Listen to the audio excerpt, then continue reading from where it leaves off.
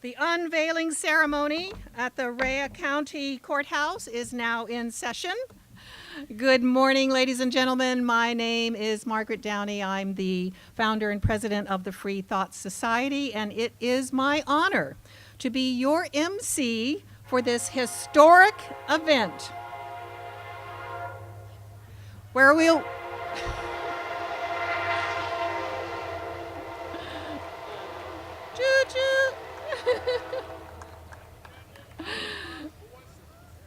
for this historic event where we will be unveiling the Zenus Frutakis statue of renowned civil rights attorney Clarence Darrow. Now please raise your hand if you need a program, and one of our volunteers will see that you get one. There's a couple over there, Mary, if you could run them over. That's Mary. The classic 1920s music you have enjoyed over the last 20 minutes was provided by Dan Barker. Please give him a round of applause. Now, not only is Dan a wonderful musician, he is also the co-president of the Freedom from Religion Foundation, and you'll be hearing more from Dan in just a few minutes. We begin today's ceremony by recognizing a few very important people in the audience who are not scheduled speakers. So please give a wave and stand up and walk to the front when I call your name, and remain standing. And if you're standing, I'd like you to step forward. William Dusenberry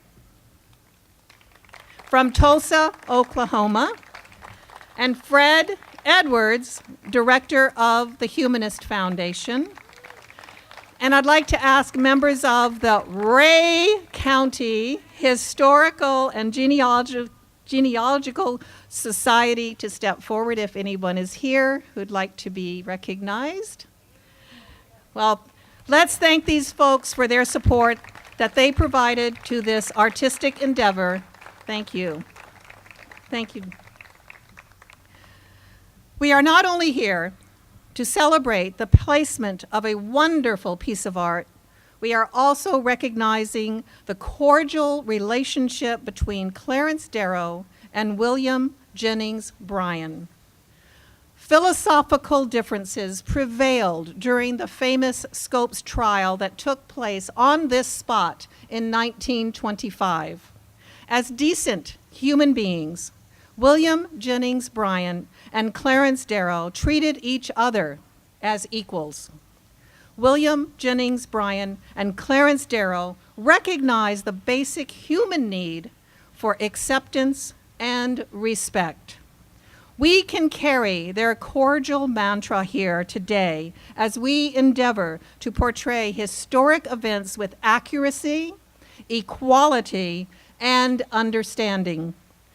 To that end, the sculptor who created the William Jennings Bryan statue 12 years ago is with us today. Cessna de Cosimo, come on so we can see you. Cessna de Cosimo. I got it. Thank you. Thank you so much for attending. Sorry I got your name wrong a few times. It is a really great honor to have you here to share in the festivities. The dedication program includes a wide array of speakers who will bring us various perspectives before we unveil the statue of Clarence Darrow. The first speakers are a dynamic duo whose hard work made this entire event possible. Please welcome the co-presidents of the Freedom from Religion Foundation, Annie Laurie Gaylor and Dan Barker.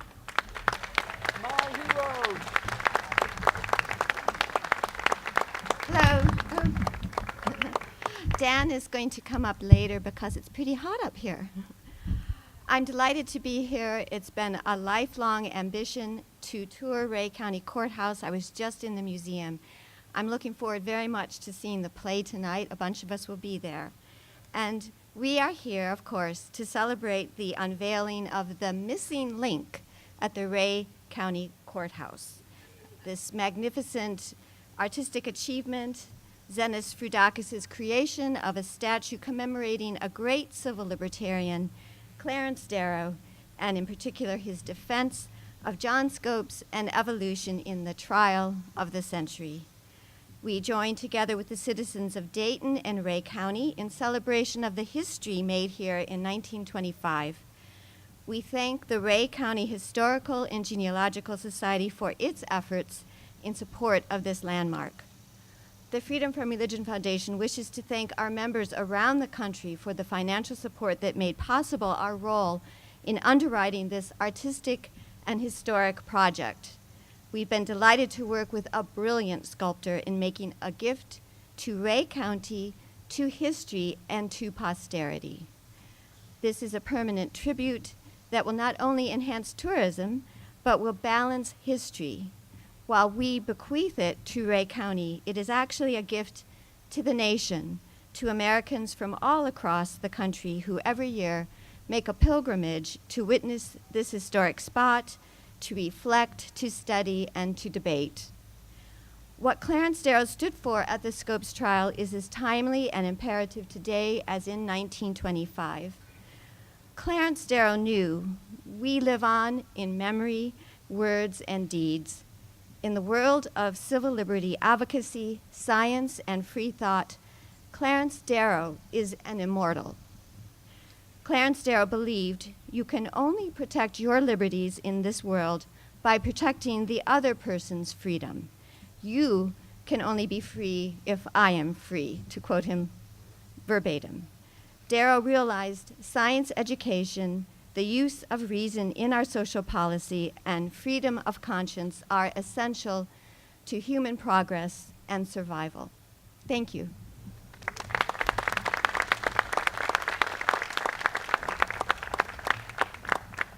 The Scopes trial was so hot that they went outside. You know the story. Today, if Bryan and Darrow were here, they'd probably say, "Thank goodness for the evolution of air conditioning. Let's go back inside again." Clarence Darrow said, "History repeats itself." That's one of the things wrong with history. He said, "When I was a boy, I was told anyone could be president. Now I'm beginning to believe it." He said, "I've never killed a man." He was a pacifist. "But I have read a lot of obituaries with pleasure." A criminal is someone without the capital to incorporate. And Clarence Darrow also said, "An idea is a greater monument than a cathedral." So we have some monuments today for these two great men, and it's the ideas that they stood for that keep America great. America is a great country not because we are all united. The original motto of our country was, and is still on the coins and on the dollars, on the paper dollars, "E pluribus unum," which means out of many come one. E pluribus unum does not mean united we stand. E pluribus unum means divided we stand. We don't have to agree. We don't have to have the same political views or religious views. We don't have to agree on anything. We're free to think like we want. We are a proudly rebellious country. We fought a revolutionary war that kicked out the sovereign, the top-down authority telling us, here's what you must think. None of us wants to be told what to think. We want to be free to think for ourselves. The great American experiment that allows all of us, no matter what our position is, to believe, to not believe, to be political or not. There are many countries of the world, and there were many times in history where that was not allowed. There were and are places where only one of these representatives would be free to speak their mind. The other would have been shut down. Here in America, isn't it wonderful? Today, of all days, my grandson, Ethan, is graduating from the Marine Corps. He loves his country. He loves his fellow Marines. He's not a believer, but many of his Marine friends are believers, and they say America is wonderful because of the freedoms that we have. So, Clarence Darrow, William Jennings Bryan, bravo.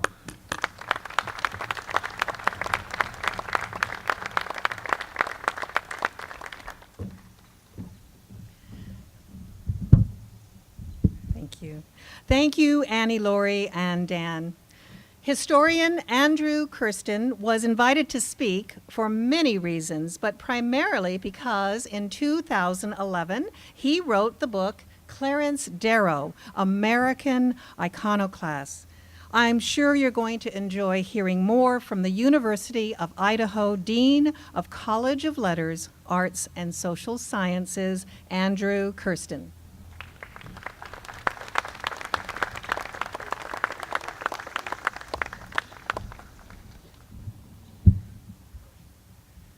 Good morning, everyone.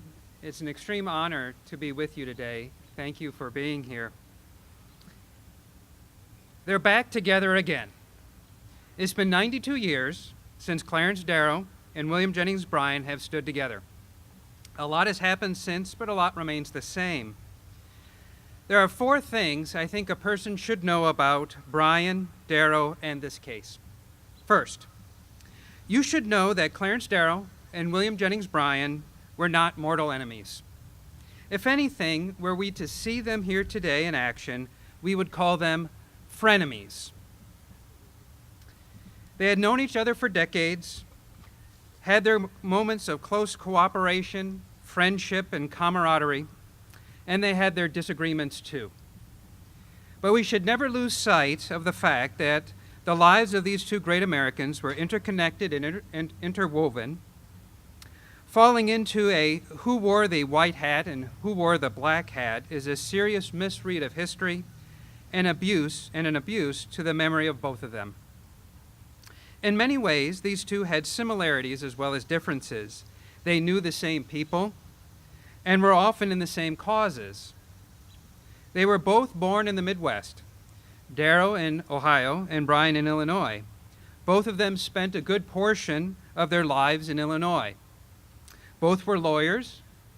Both were intensely political and involved in party politics and electoral politics.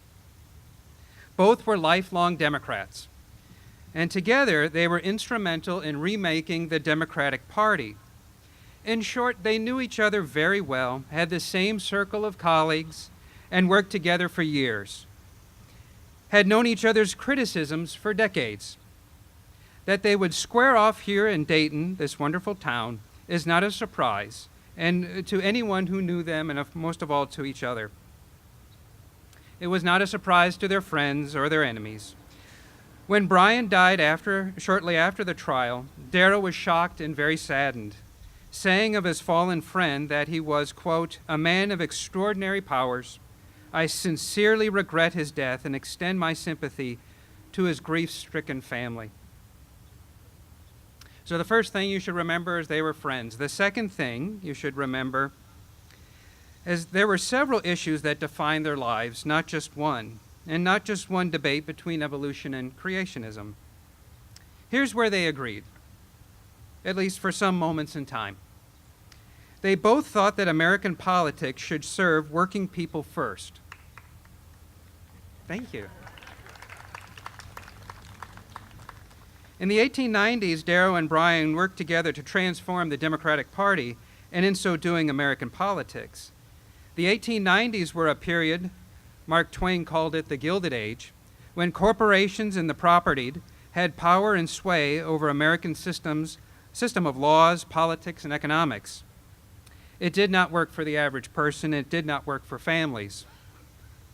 A few daring politicians and their allies stood up against the system, which they considered unjust, if not immoral. Darrow worked behind the scenes to achieve change, while Bryan was out in front. In the 1896 Democratic Party convention, which Darrow hosted in Chicago, Bryan's moment came with his Cross of Gold speech, in which he argued for a cheaper, more consumer-friendly currency, and not the gold standard. It was the crowning achievement for both of them. Darrow and Bryan at various moments were in and out of touch with American politics for most of their lives. Yet neither of them ever abandoned their basic agreement that our system of governance should work for everyone, not simply those who have more than others. Let's listen for a second to their words. Bryan put forth his political views in 1896 in this way, quote, We shall fight them to the uttermost, having behind us the producing masses of the nation and the world, having behind us the commercial interests and the laboring interests and all the toiling masses. We shall answer the demand for a gold standard by saying to them, you shall not press down upon the brow of labor this cross of thorns. You shall not crucify mankind upon a cross of gold.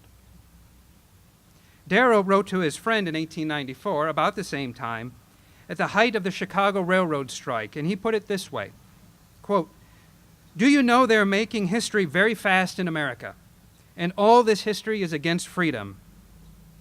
Can anything be done to stop them before liberty is dead?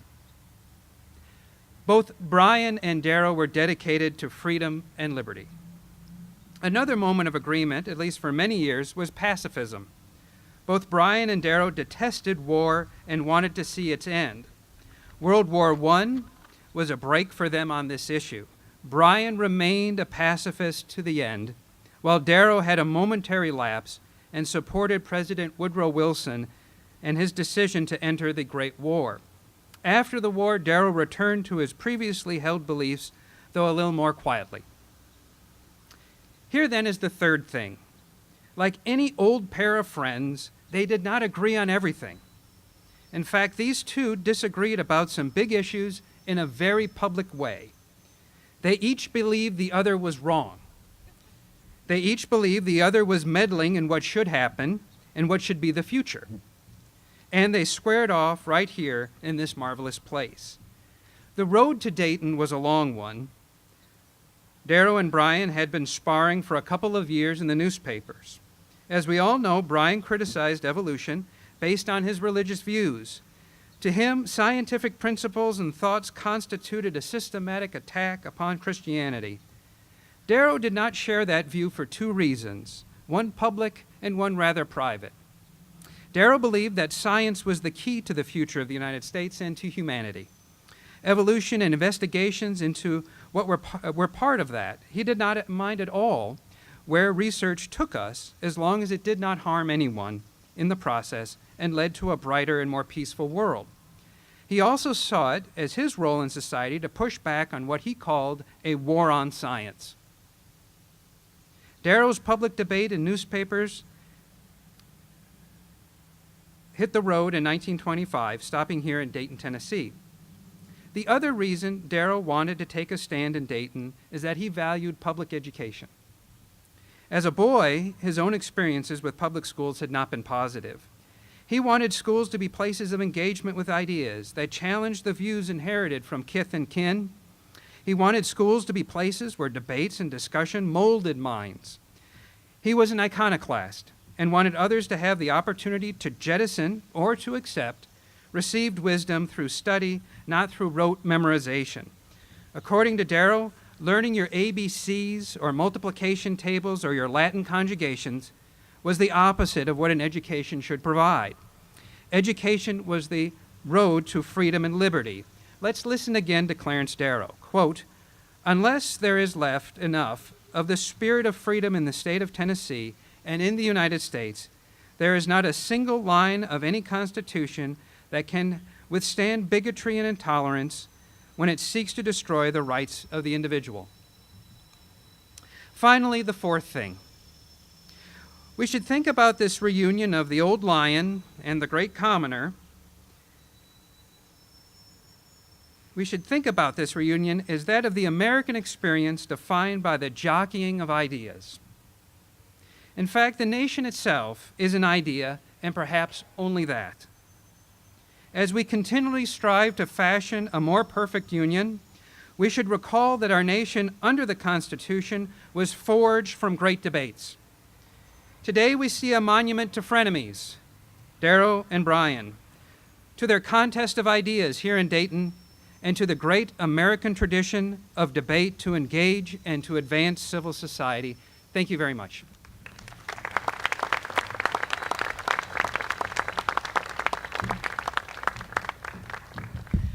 Thank you, Andrew. John Delancey has had an eclectic career. While you may know him for his appearances in Star Trek and Breaking Bad, you might not know that he worked with many major symphony orchestras in the United States, Canada, and Australia, creating what has become known as symphonic theater. John was the host of Los Angeles Philharmonic's children's concerts, as well as the host of a subscription series for adults entitled First Nights. John created a production company with the late Leonard Nimoy. The company is devoted to the production of classic science fiction. John has sailed the South Pacific in his own boat for 2 years.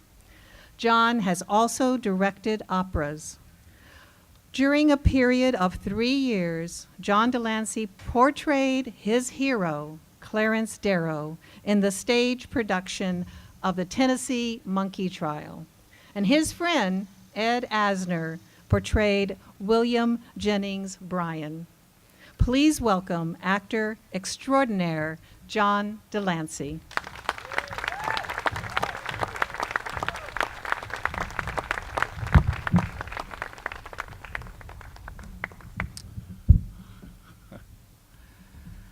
I think it's fitting that Bryan and now Darrow are back together in a town that made them famous.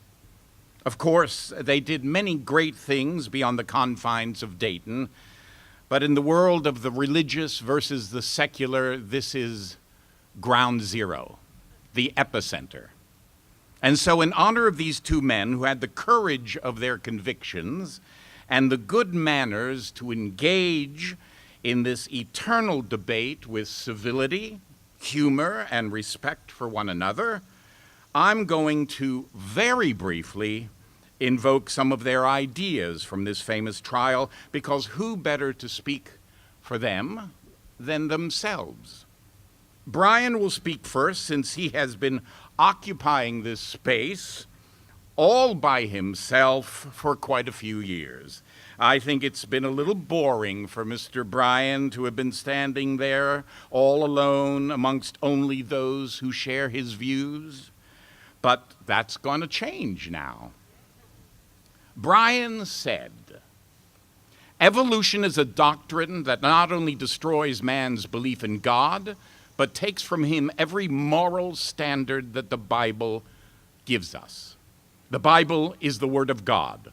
The Bible is the only expression of man's hope for salvation. The Bible is not going to be driven out of this court by experts who have come hundreds of miles to testify that they can reconcile evolution and its ancestors in the jungle with a man made by God in his image and put here for the purpose of a divine plan."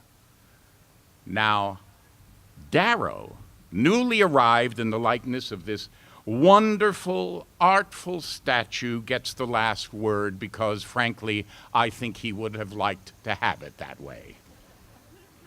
"The Bible," he said, "is a book primarily of religion and morals. It is not a book of science, never was and never was meant to be. There is nothing prescribed that would tell you how to build a railroad or a steamboat or how to make anything that would advance civilization. It is not a book on biology. They knew nothing about it. They thought the earth was created 4,004 years before the Christian era. We know better. They want the Bible to be the yardstick to measure every man's intellect, to measure every man's intelligence. They want every bit of knowledge that the mind has to be submitted to a religious test, and that is a travesty of justice and of the Constitution. If today you can take a thing like evolution and make it a crime to teach it in the public schools, tomorrow you can make it a crime to teach it in the private schools. At the next session, you can ban books and newspapers. And if you can do one, you can do the other. And after a while, it's the setting of man against man and creed against creed, until with flying banners and beating drums, we are marching backwards to the 16th century, when bigots burn the men who dared to bring any intelligence, enlightenment, or culture to the human mind. I believe in what Darrow said, and I'm happy to say the trend is solidly in the direction of a secular America where religious beliefs, while respected, are reserved for the privacy of one's home or place of worship and not imposed on the general public, where religious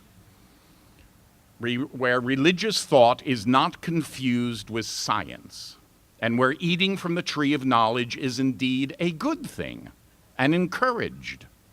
And now that Darrow has taken up his rightful place along with Bryan, the debate can be heard by all. Thank you.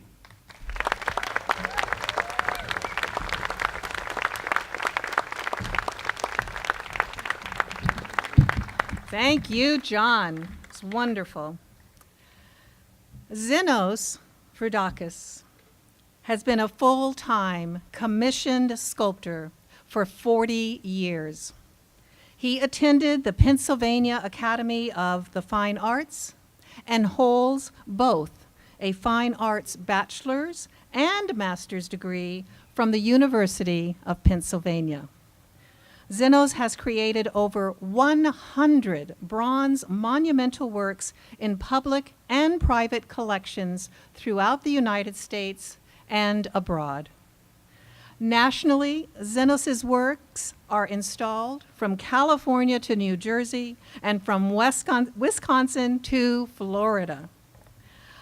Internationally, Frudakis installations include Japan, Bermuda, Ireland, and South Africa. Zenos's works are in the collections of Dick Cavett, Jane Curtin, Chris Christopherson, Hal Holbrook, Ken Burns, and Tom Wolfe.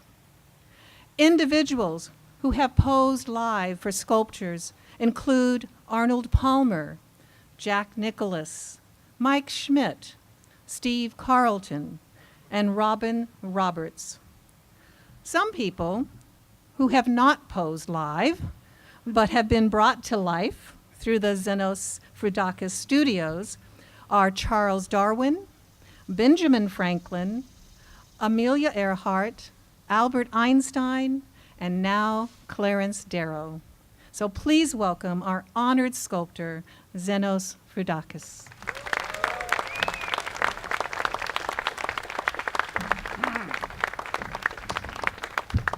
Well, I'm going to make the longest speech of all. It's right here. I'm just going to say a few words because I'm not a professional speaker, and we've had so many marvelous people speak today. But as a sculptor, I could not do this by myself. I mean, I could do it in my studio, and it would stay in my studio. And it would never see daylight. It would never be born, in a sense. And I'm so grateful for many people who've made this possible. And we'll just mention a few, and then we'll just rip that off. I want to thank the local county officials. They've been so helpful. The Historical Society has been wonderful, and this is a historical event. It commemorates a historical event, and we're restoring, historical situation here, the trial of the century. I want to also thank Reverend Dale Walker. Is he here today? He was very helpful. He's here.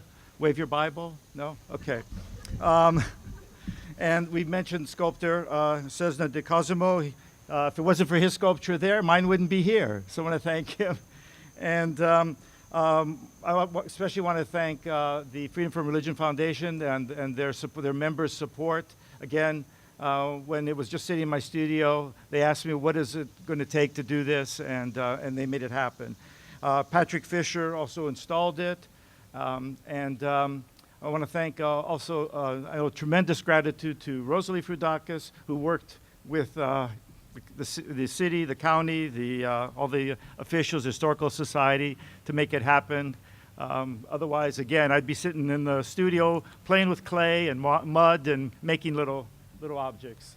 So I hope that you like it, and I think it's a nice companion piece And if it helps with create discussion and conversation, I think that's great. I hope it will do what the original trial was supposed to do, bring some business to the town, that the coffee shop sells more coffees and the sandwich shop more sandwiches and the hotels more bedrooms. So let's see it. Ah.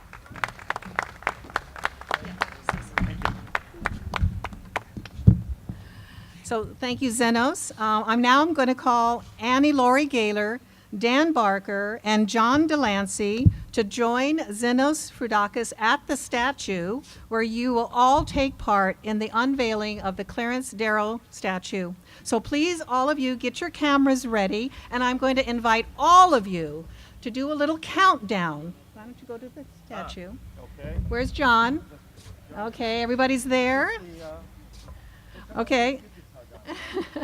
So we're all going to count down. We're going to count down to the number 1 from 3. Is everybody ready to help me? 3, 2, 1. Okay. Let's do it again. 3, 2.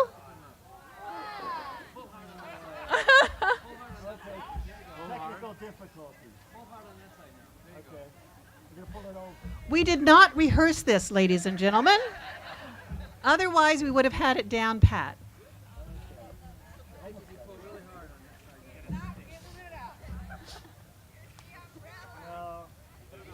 Yeah, use the end of the umbrella. Yeah. A little drama, maybe melodrama. Somebody who's tall, here's the umbrella. Like right here. That's a good point. Right there. The umbrella in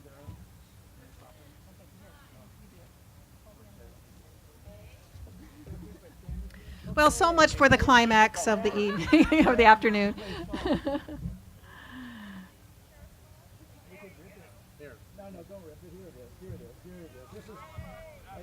One finger. All right, he's counting 1. No, keep going, keep going.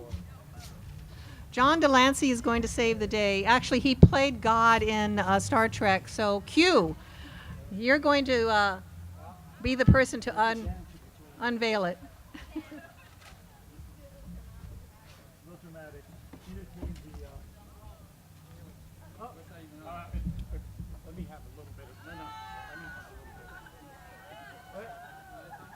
Almost there. Oh, no. Don't take you longer than stop pulling. I'm going to get it. All right. There he is. Are you taking pictures of this, everyone? Because John will want to put this on his website, I'm sure. Yeah, it's got that little hair. There it is. Now pull it from the back, Dan. Yeah. Woo! Nothing is ever easy with attorneys, right? Okay. So thank you everyone for coming out, and a few of us are going to go to lunch and see the wonderful exhibit here in Ray County commemorating the trial. So please introduce yourselves to everyone around you, make some friends, come back to Dayton, and let everybody know that you support the statue and the town. Thank you. John, let me get a picture of this.